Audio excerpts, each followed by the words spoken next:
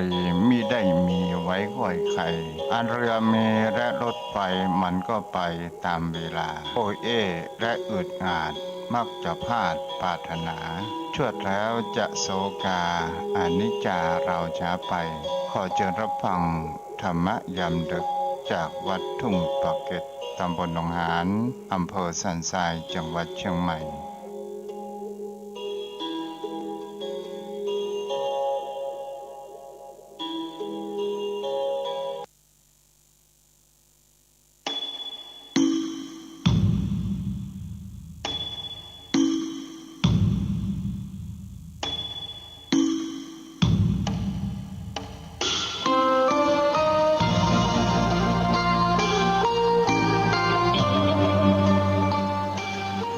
ขอยกมือ10 นิ้ว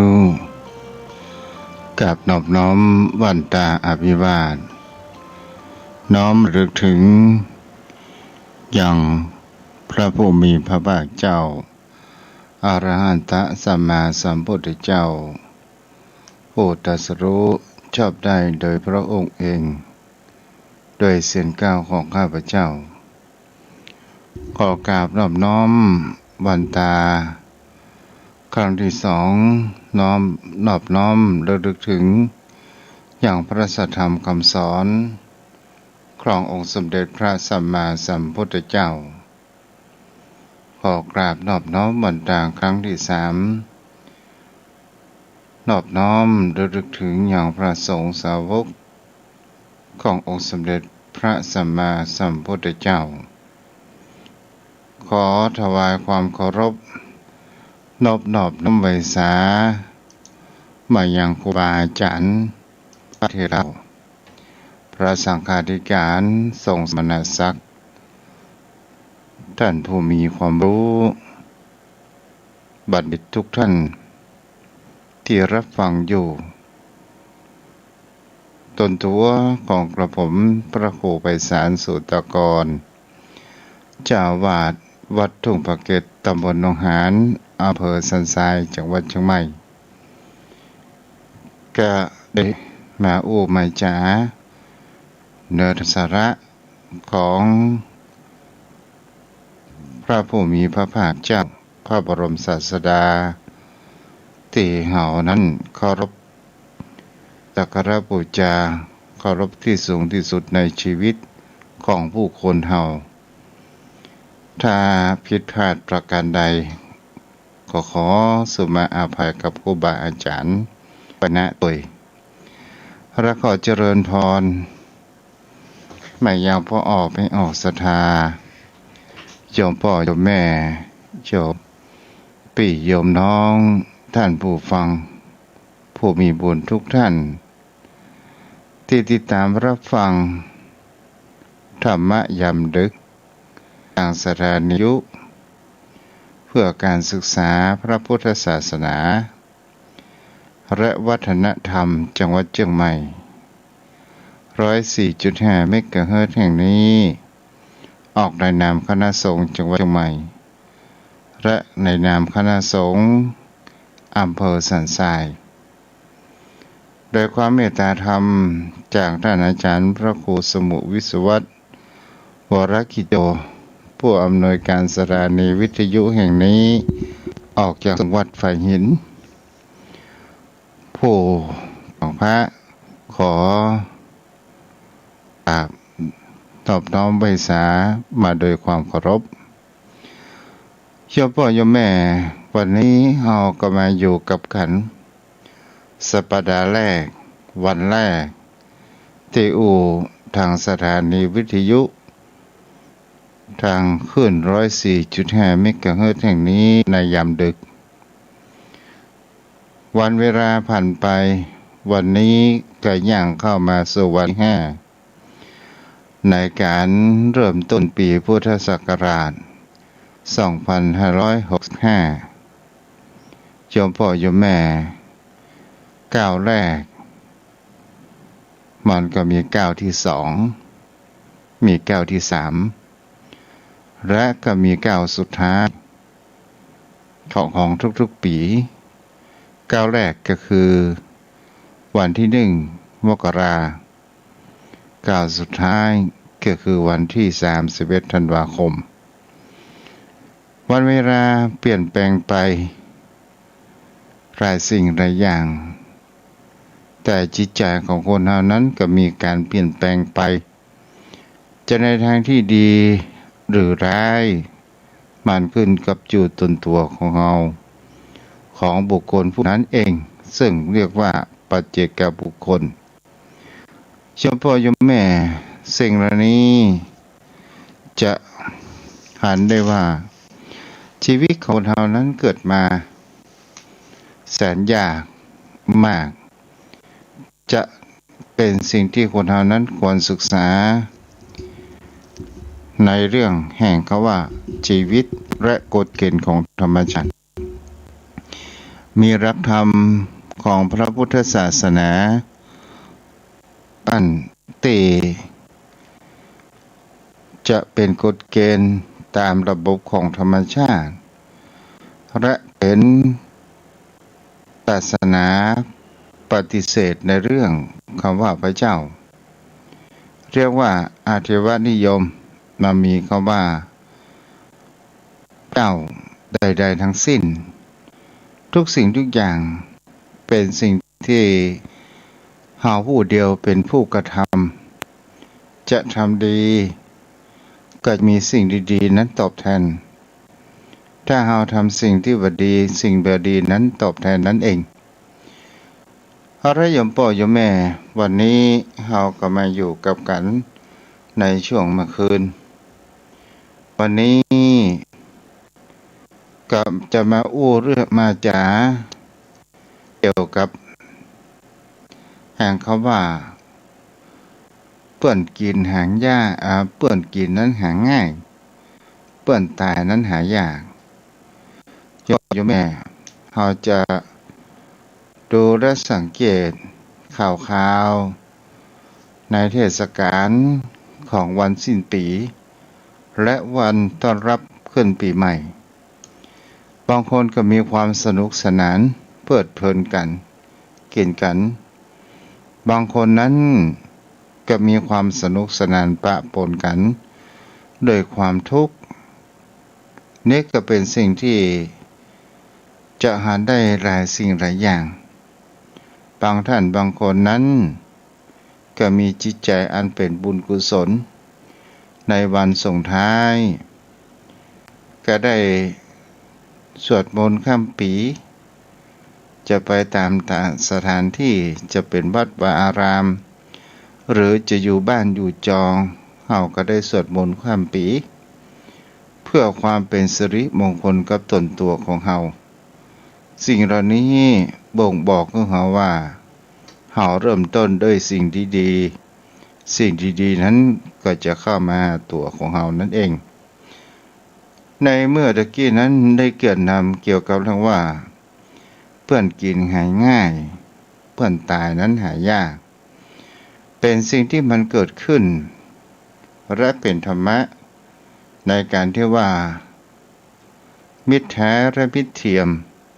ที่โยมพ่อโยมแม่บางคนบางท่านนั้นมีการคบค้าสมาคมบางคนนั้นก็คบโดยการเพื่อที่มีผลประโยชน์ต่อกันและกันจะเป็นการคบค้าสมาคมทางด้านธุรกิจหรือจะเป็นคบโคม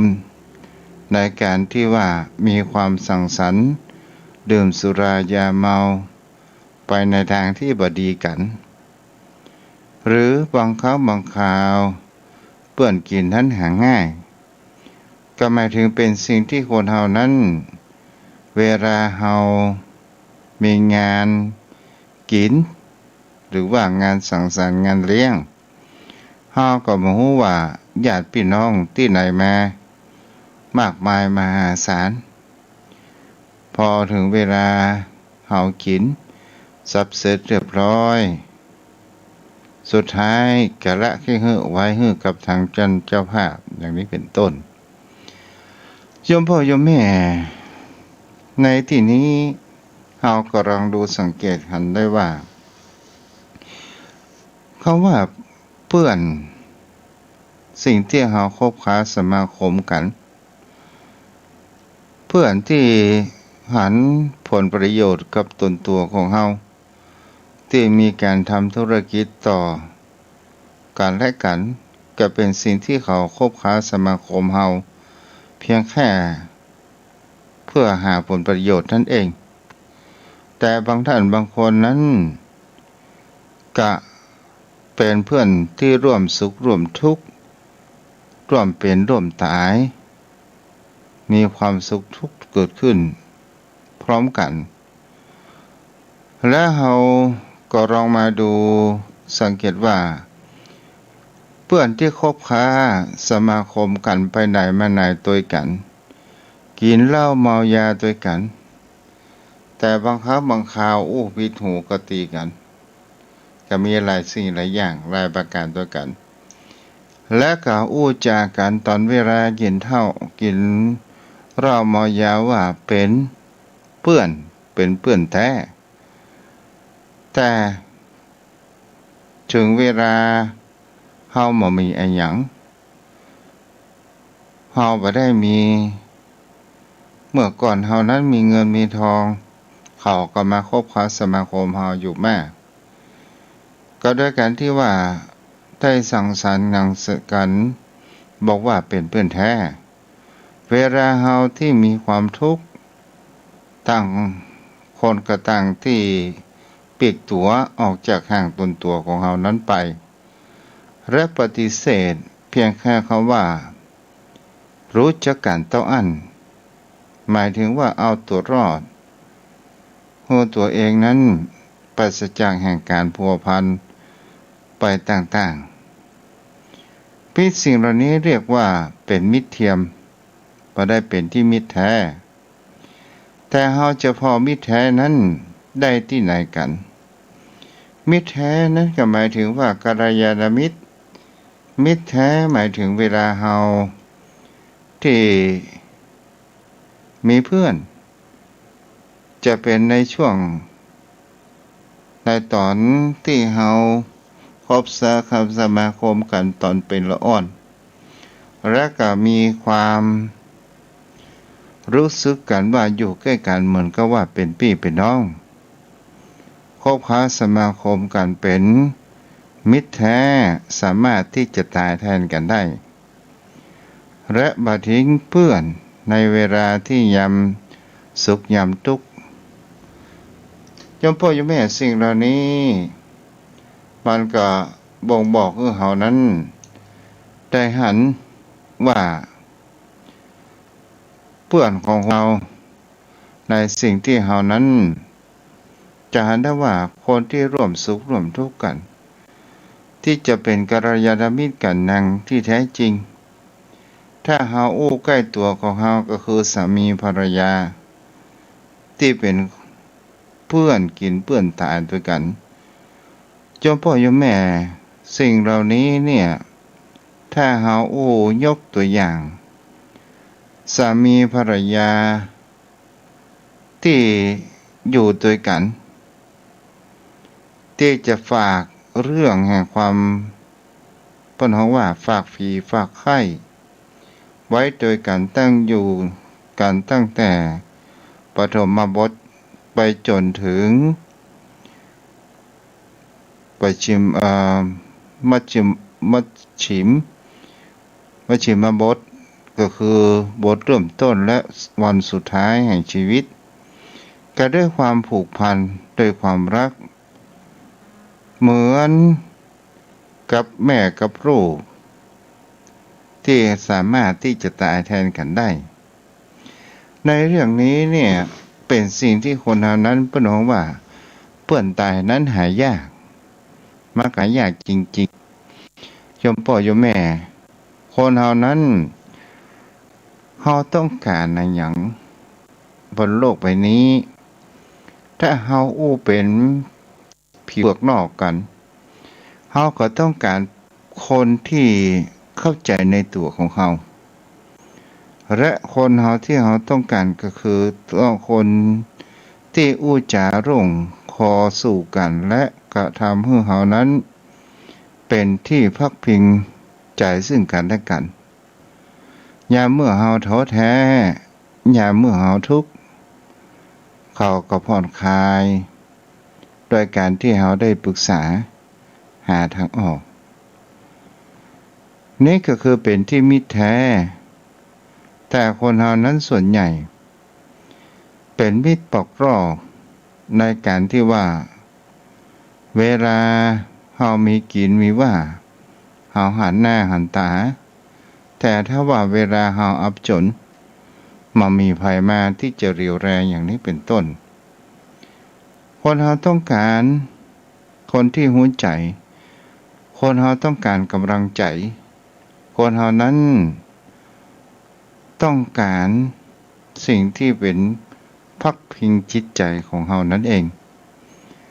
นี่แหละโยมพ่อโยมแม่ก็เป็นสิ่งที่คนเฮานั้นกระค้นหาในเมื่อได้พักพิงยึดเหนี่ยวในจิตใจจะเป็นรักธรรมก็ตามจะเป็นผู้คนที่มีความรู้ใจกันซึ่งกันและกัน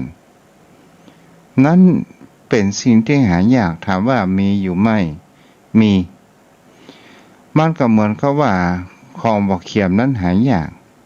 อย่างก็เช่นว่าตุพระเนนแต่ละวัดแต่ละวาโยมพ่อโยมแม่บางวัดก็มีรูปเดียว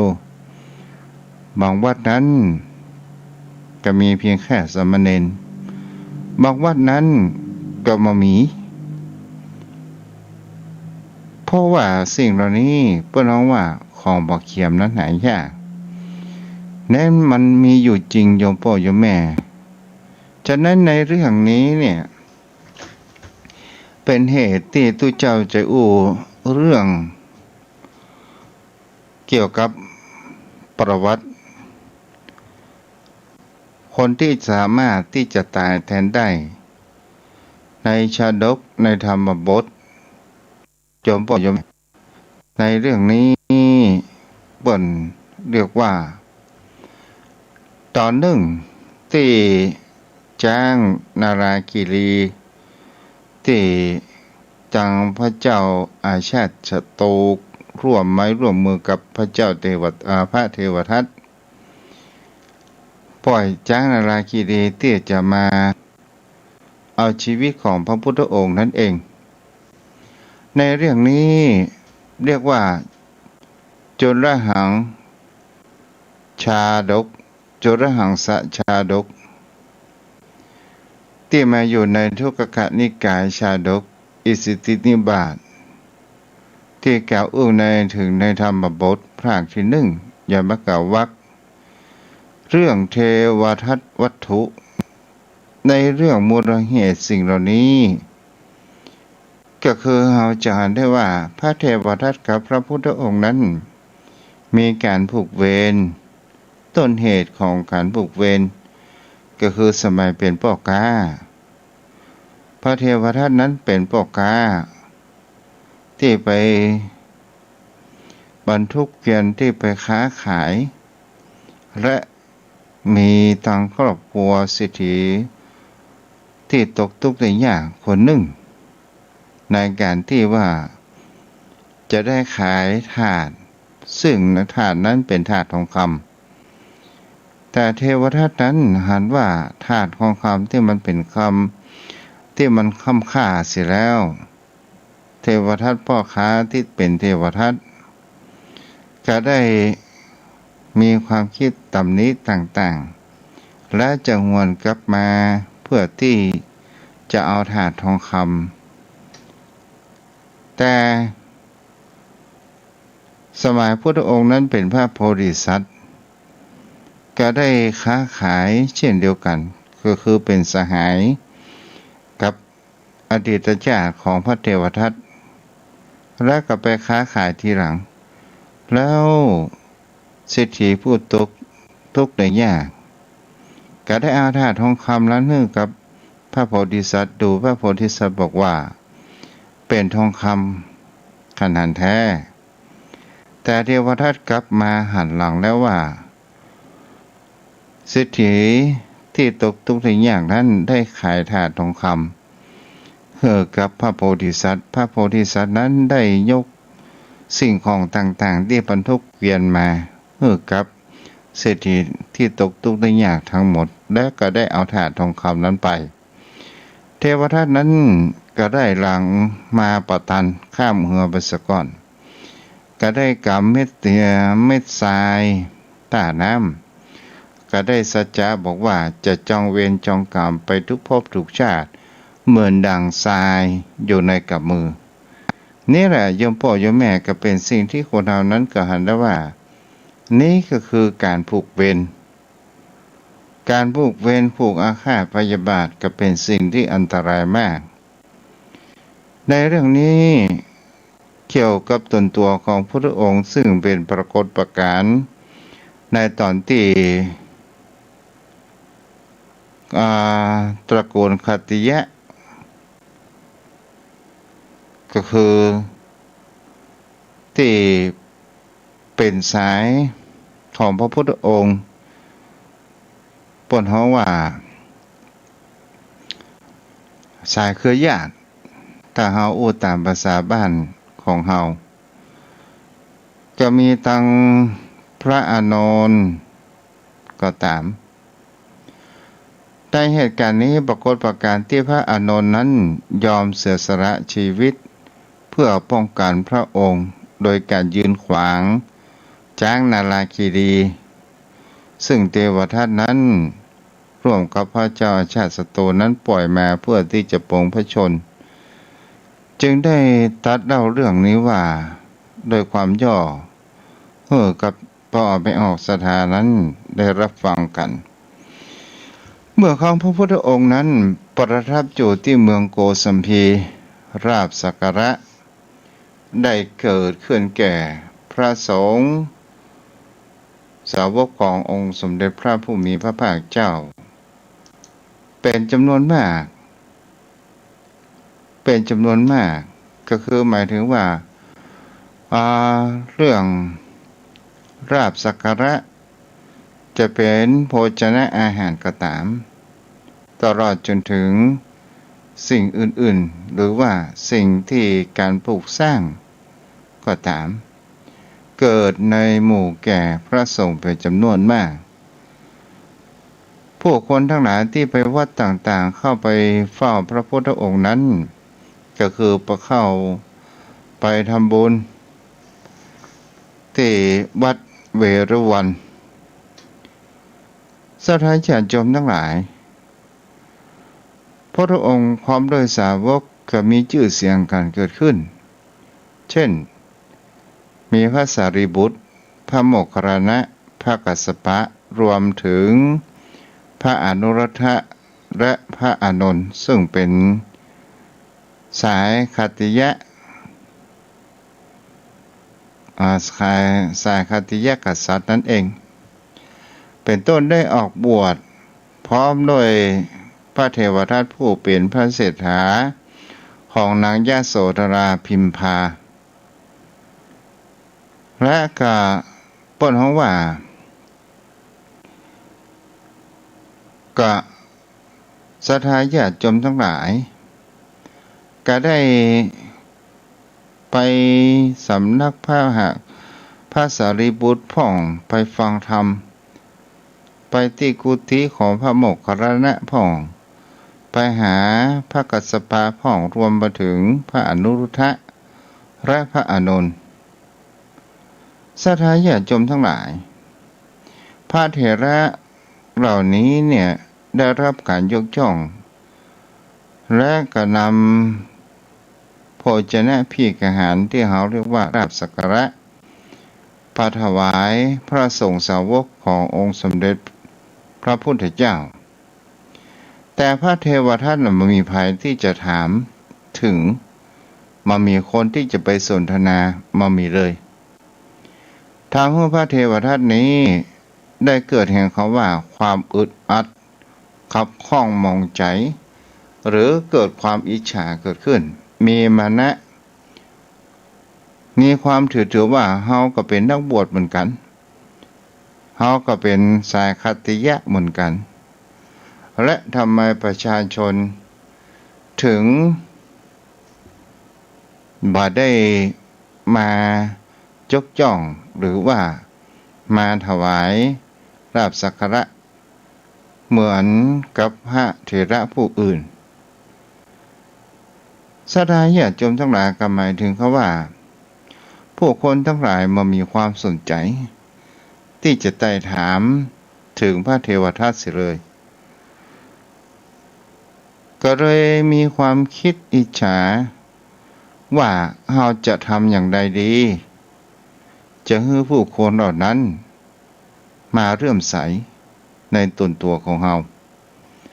ก็ได้คิดต่อไปว่าพระเจ้าพิมพิสารพระเจ้าราชคฤห์ก็ดีพระเจ้าประเสนที่โกศลก็ตาม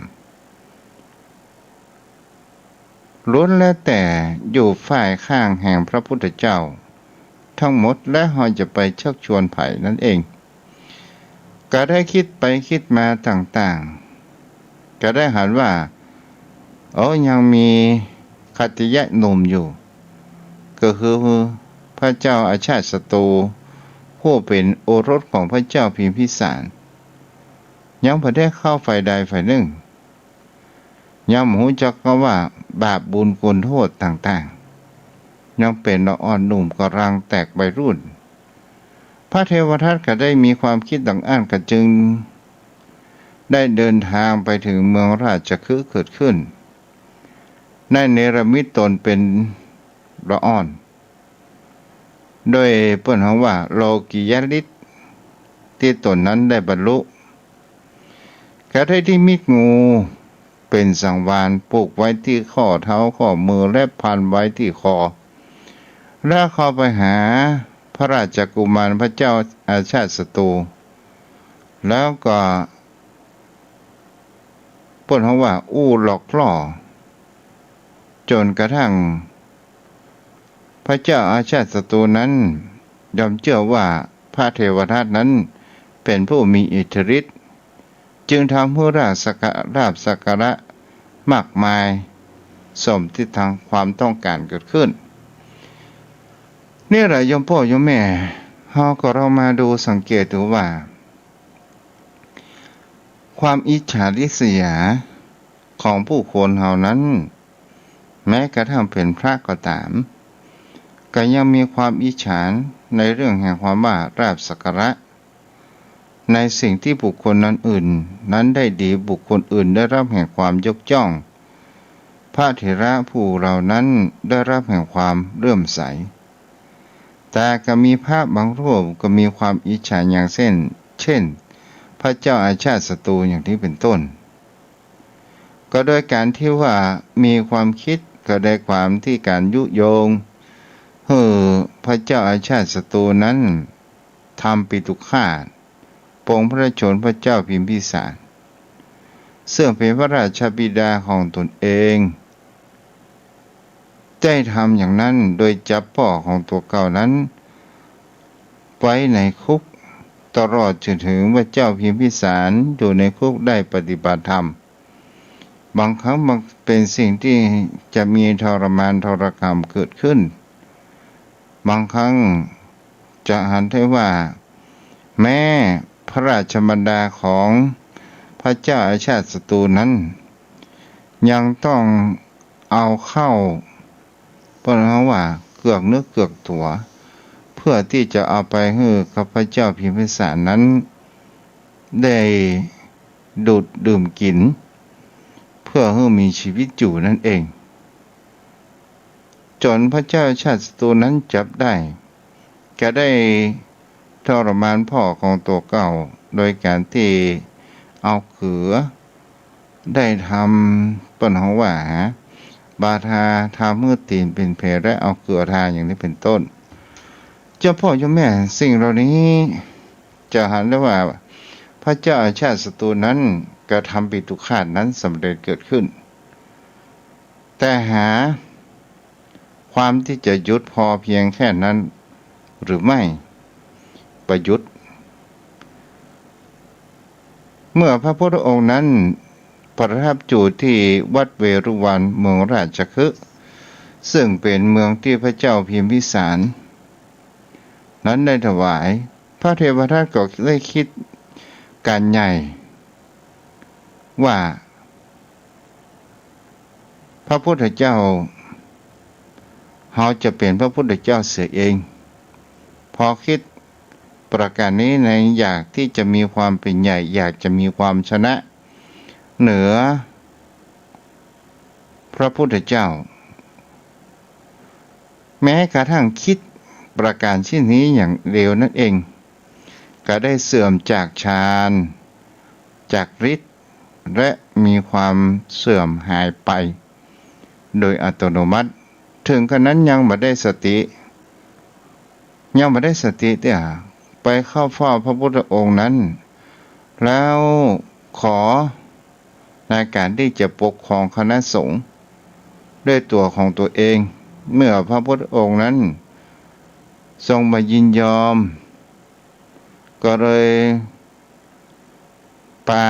หมู่พระที่มีปัญญาเบาหรือว่าหันค้อยไปตามพระเทวทัตที่จะจักจูงพาไปได้ออกไปปกครองเสียเองเจ้าพ่อโยมแม่สิ่งเหล่านี้จะเห็นได้ว่าพระเทวทัตนั้นเป็นผู้ทำสังฆเพศก็แยกในการทำสังฆกรรมบักขึ้นต่อพระพุทธองค์บักขึ้นต่อกับการคณะสงฆ์ตั้งตนเป็นใหญ่เสียเองนี่แหละเราจะหาเหตุผลแห่งความอิจฉาริษยาของบุคคลผู้คนเฮานั่นเองแม้กระทั่งพระเทวทัตนั้นก็ยังอยากจะเป็นใหญ่อยากจะปกครองคณะสงฆ์นั้นโดยเสียเองเหตุการณ์เหล่านี้เนี่ยมันก็จะหันและสังเกตเห็นได้ว่าพระองค์บ่ได้มอบหมายให้ไผเป็นตัวแทนนอกจากพระธรรมของพระพุทธองค์นั้นเองเป็นตัวแทนเพราะเหตุอย่างเท่าก็เพราะเหตุผลแห่งเขาว่าความแข่งแย่งอำนาจต่างๆนานานั่นเองพระองค์เลยมามอบอำนาจอย่างให้ไผนั่นเองก็เลยผู้ใดเห็นธรรมผู้นั้นเห็นเรานี่เป็นสิ่งที่แท้จริงที่โยมพ่อโยมแม่เอากระจานกันได้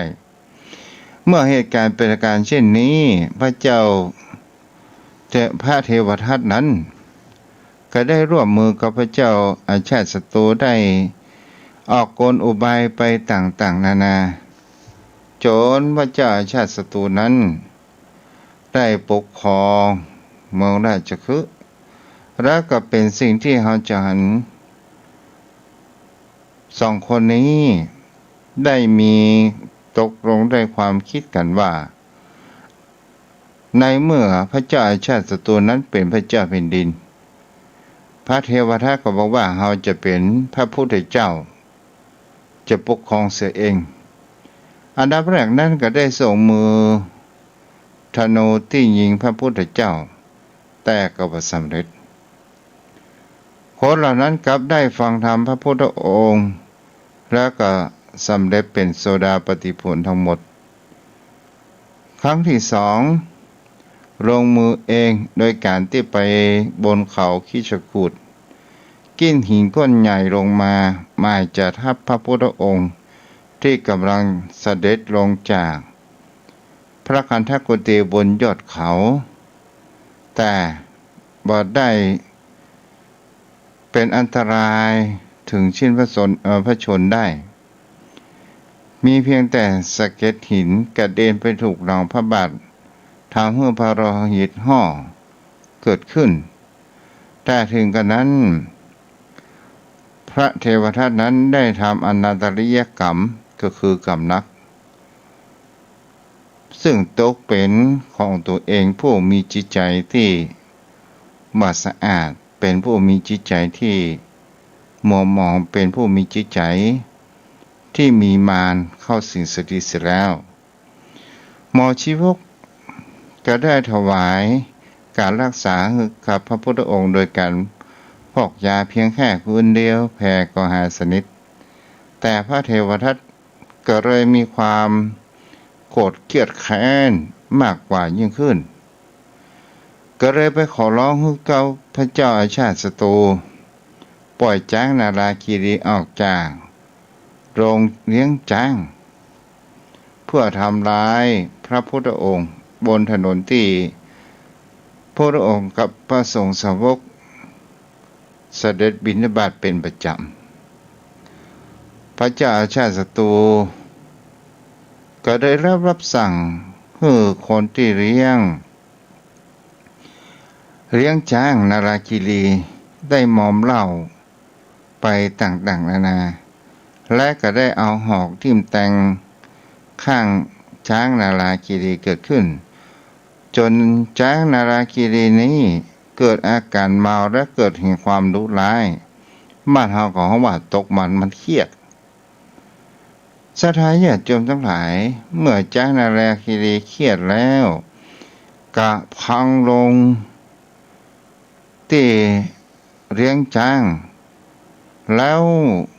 กะหล่นออกไปกลางถนนหมายที่จะไปปนของว่าหมายที่จะเอาชีวิตของพระพุทธองค์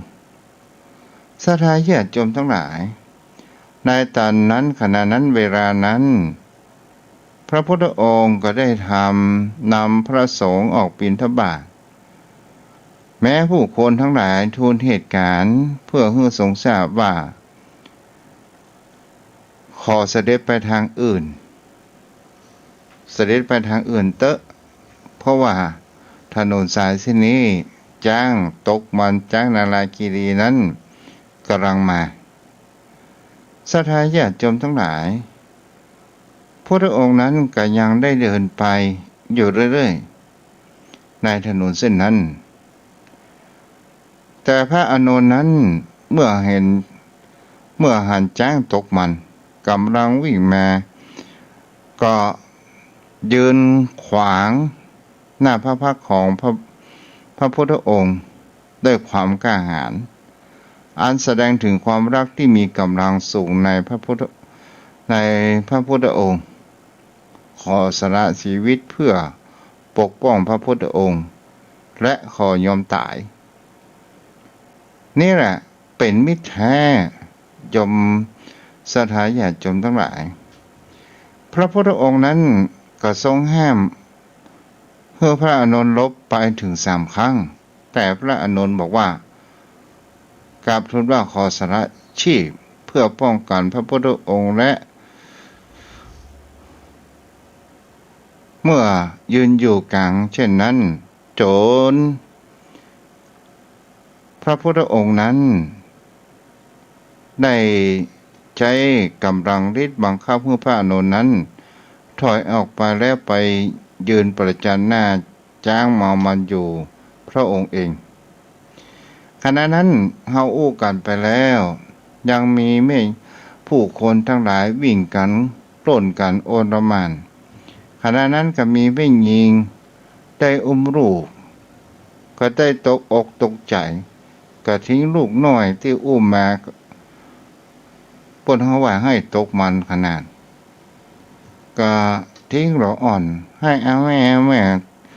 ตกที่อยู่ข้างพระพุทธองค์นั้นหันประการเช่นนั้นหัน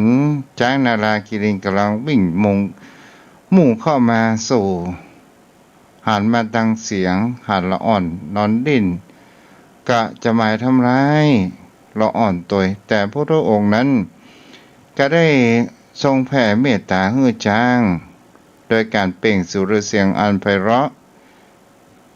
ดูดดังแห่งพรหมตรัสบอกไว้ว่า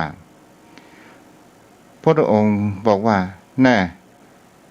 นาราคีรีเอ๋ยเขาให้เจ้าดื่มเหล้าถึง16 หม้อมอมเจ้าเสียจนมึนเมาใช่ว่าเขากระทำแก่เจ้าด้วยประสงค์จะให้เจ้าวิ่งไล่ทำร้ายคนอื่นก็หาไม่หากแต่เขาต้องการให้เจ้ามาทำร้ายเราผู้เดียวเจ้าอย่าได้เที่ยววิ่งไล่อารวาสคนอื่นให้เมื่อยขาโดยใช่เหตุเลยจงมาทางนี้เถิดนี่ศรัทธาญาติโยมทั้งหลายเฮ เขาก็ลองดูสังเกตคำว่าแผ่เมตตานี่เขาก็จะหันประการหนึ่งคำว่าแผ่เมตตามันก็มีสิ่งที่จะทำให้สิ่งที่บดีนั้นมันมีกำลังนั้นอ่อนลงจากนาลคีรีพอได้ยินพระสุรเสียงก็คือได้ยินเสียงของพระพุทธองค์ได้ลืมตาขึ้นดูหันพระรูปสิริของพระบรมครูของพระพุทธองค์แล้วครับได้มีความสังเวชสลดใจหายเมาจากสุราด้วยเดชานุภาพของพระพุทธองค์นั่นเอง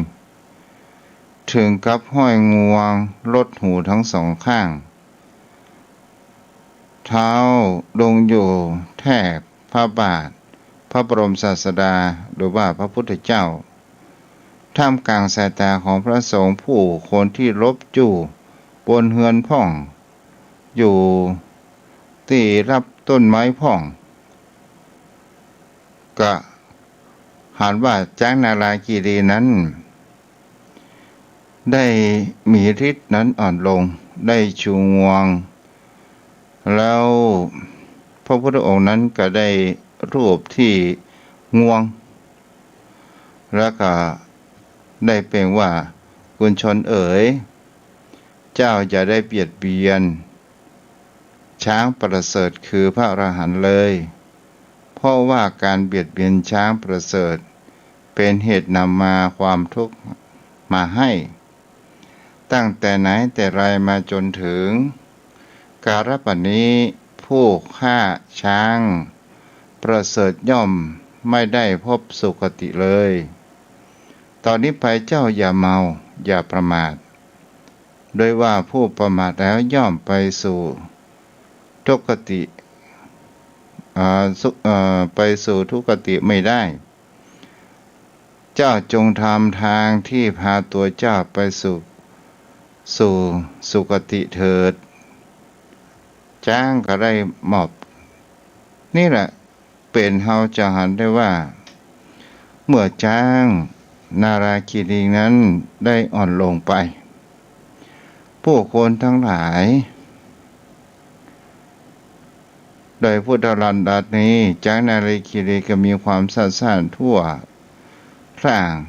หากไม่ได้เป็นสัตว์เดรัจฉานก็จะได้บรรลุพระโสดาปัตติผล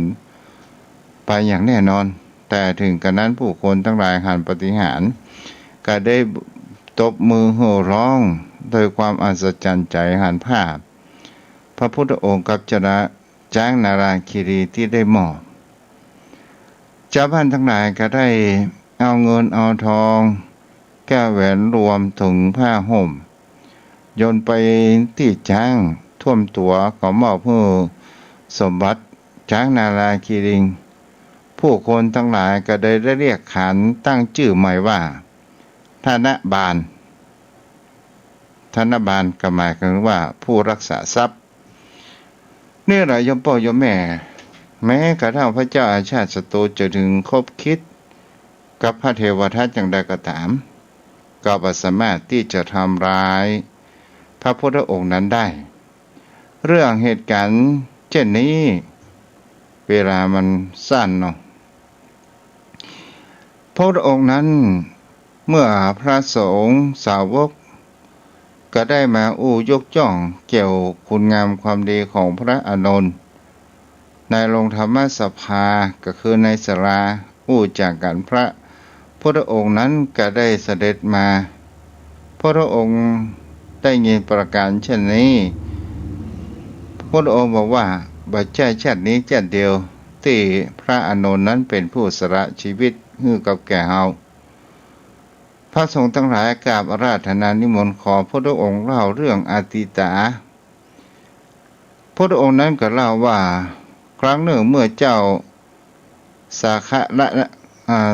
ละเสวยราชสมบัติอยู่ที่เมืองสักขละนครแคว้นมหิสกะมีที่นอกเมืองมีหมู่บ้านนายพรานอยู่คนหนึ่งแล้วก็นายพรานคนนี้มีอาชีพที่ดักนกโดยบ่วงนำนกเหล่านั้นมาเลี้ยงขาย ประทังชีวิตของตนตัวของเอง เขาชอบไปดักนกที่ประจำอยู่ที่สระใหญ่ชื่อว่ามานุสียะซึ่งอยู่บอกกายเมืองนักครั้งนั้นพระโพธิสัตว์เสวยชาติเป็นพญาหงส์มีนามว่าทะตะละทะมีบริวารหงส์อยู่90,000และมีหงส์ผู้ที่เป็นเสนาบดีก็คือหงส์ชื่อว่าสุมุขะวันหนึ่งนั้นมีหงส์เหล่านี้อาศัยอยู่ที่เชิงเขาจิตตกุฏเขาป่าหิมพานต์วันหนึ่งนั้นก็มีหงส์ที่บินลงไปในถึงสระมนุษยะของเมืองภายนอกเมืองมนุษย์มีอาหารสมบูรณ์บินไปไกลขนาดก็แล้วกันนายได้นำความมาบอกกับพญาหงส์เมื่อพญาหงส์โดนรบเร้าบริวารว่าขอไปที่สระของเมืองมนุษย์เพื่อที่จะไปหากินพญาหงส์ก็บอกว่าเมืองมนุษย์นั้นมันมีอันตรายมากเมื่อโดนลบเล้าครั้งแล้วของเราก็เลยห้ามบัดตันตัวเองนั้นก็ได้บินไปบังเอิญไปลงที่สระไปถูกบ่วงของนายพราน ของนายพรานก็ได้ถูกบ่วงแล้วยิ่งฮัดเชือกมันก็จะยิ่งฮัดแค้นไปเรื่อยๆด้วยความทุกข์ความทรมานจะบอกห้องตะโกนก็กลัวหงส์ทั้งหลายแตกตื่นกันก็เลยมีความอดทนให้ลูกให้หงส์อันเป็นบริวารให้กินอิ่มหนำสำราญเสร็จเรียบร้อยหงส์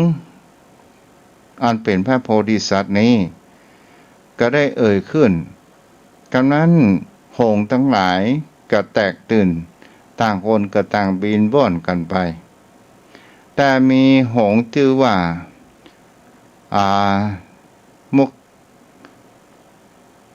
มุขเสขะที่สุขุมุขะสมุขะหงส์ตัวนี้ซึ่งเป็นหงส์ที่บินไปแล้วกับลังเลใจปิกมาหาพญาหงส์แล้วหงส์ตัวเป็นผู้จงรักภักดีเหมือนเสนาบดีก็พร้อมที่จะยอมตายแล้วพญาหงส์ก็บอกว่าไปเถอะรักษาชีวิตเจ้าจะดีกว่าชีวิตของเรานั้นสุดท้ายมันก็ตายเหมือนกันเมื่อหงส์ตัวนี้มีความรักในตัวหงส์พระโพธิสัตว์ก็เลยยอมตายไปยอมไปที่ไหนก็บุญวินเวียนไปอยู่ดังนั้นเมื่อนายพรานมาหันแล้วหันว่ามีหงส์ตัวหนึ่งติดอยู่หงส์ตัวหนึ่งนั้นบ่ได้บินไปที่ไหนหงส์สุมุขะนั้นก็ได้สนทนาอู้จากับนายพรานว่าเจ้าจะอยู่หยังไปเสียดีกว่าหงส์สุมุขะก็บอกว่าขอตายตามกับพญาหงส์เมื่อประการเช่นนั้นนายพรานก็โดนลบเล้าหงส์ที่ผู้จงรักภักดีตัวพญาหงส์นั้นบ่ได้ก็เลยมีจิตใจเมตตาหากว่า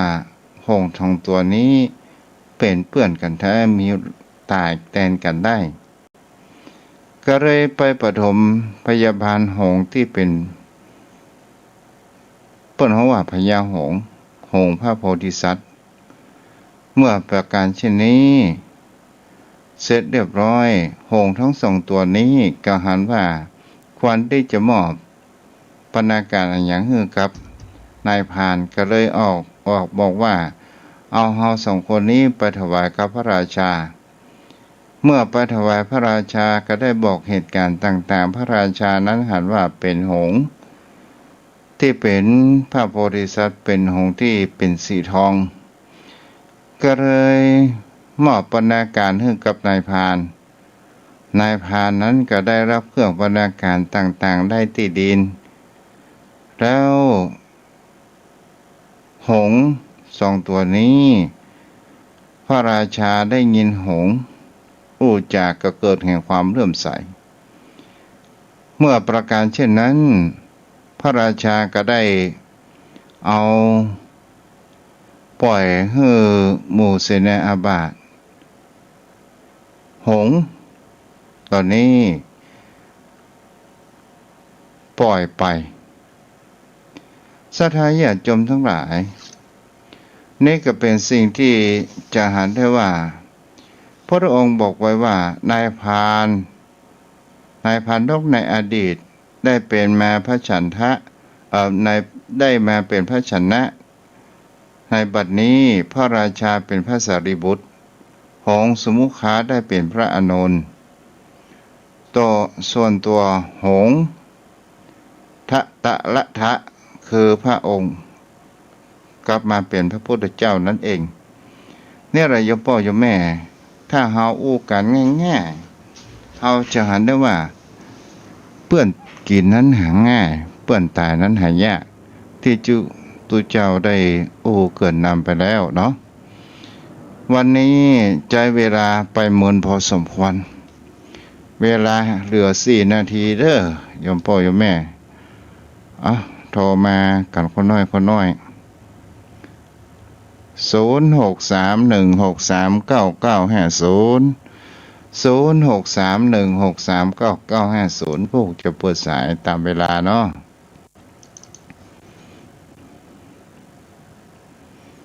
เจริญพร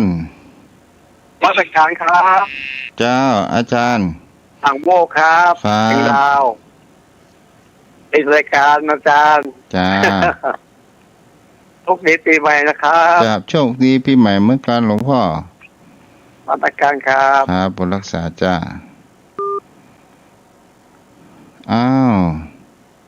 แฮมสัก2 สายเนาะเจริญพรแม่ประกายเพิกสวัสดีวันที่5 มกรานะเจ้าสวัสดีปีใหม่เช่นเดียวกันเนาะแม่จ้าให้ท่านสุขภาพแข็งแรงจ้าสุขภาพแข็งแรงเช่นเดียวกันนะเจ้าจ้าบุญรักษาเด้อจ้าจ้าอู้น้อยไปหน่อยเด้อโทรเข้ามาแฮมสาย1เนาะ0631639950มันพวกตอนเย็นเฮาก็อยู่กันเมินๆเนาะวันนี้มันติดลมไปหน่อยขออภัยเจริญพรเจ้าไว้จ้าเจ้าอนุโมทนาเด้อโชคดีปีใหม่เด้อแม่ค่ะให้ถามว่าแม่ปวดนะอันพอดีเอาขยะไปขวางเขาที่ลงขยะเนาะบทสวดอันน่ะอย่างก็อาดาดีปริตังเนาะเป็นบทสวดอันอย่างเจ้าแม่ถามนี่ตู้เจ้าก็ตอบปัตตันแม่เนาะวันพุธไม่แรงเนาะ